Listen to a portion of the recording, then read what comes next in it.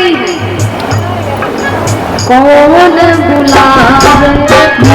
मेरी मायके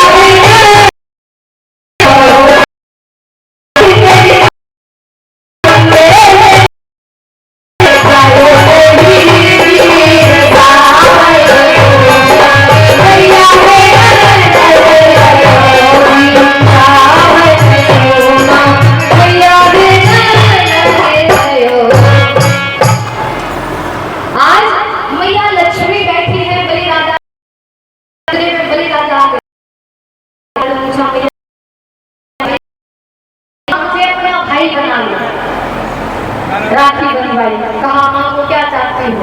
कहा कि अपना पहरेदार देखो। बलि महाराज समझ गए लक्ष्मी माँ है।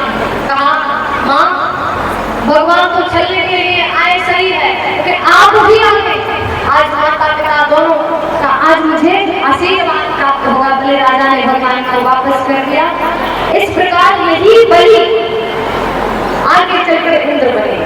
श्री सुखदेव जी महाराज ने 14 मंत्रों का वर्णन किया। परीक्षित महाराज ने कहा सरकार अब सूर्यवंश का मुझे विवरण सुनाएं।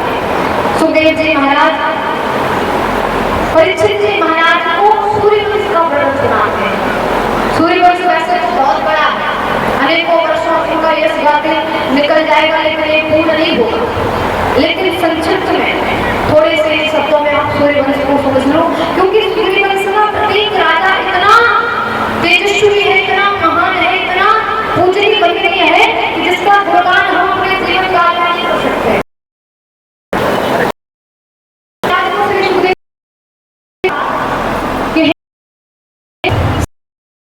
विष्णु भगवान थे, उनकी नाभि से हुए, उनकी नाभि उसके बाद नभग में हुए अम्बरीश, जिन्होंने एकादशी व्रत किया।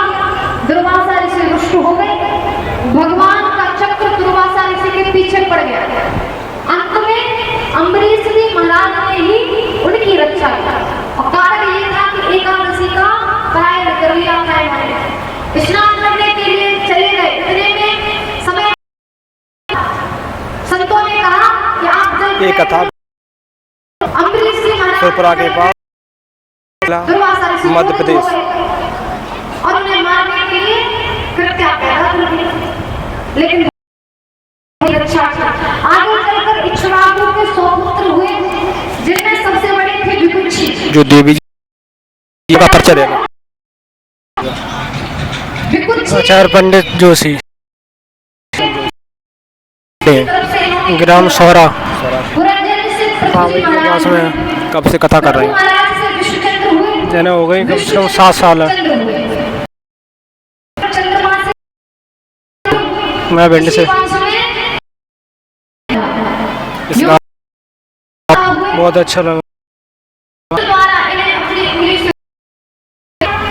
उसके बाद मानधाता का विवाह शशि बिंदु की पुत्री बिंदुवती से कर दिया, जिनके 6 पुत्र हुए, जिसमें मुकुंद जी महाराज भी थे। फिर आगे चलकर इसी वंश में त्रसंकु हुए।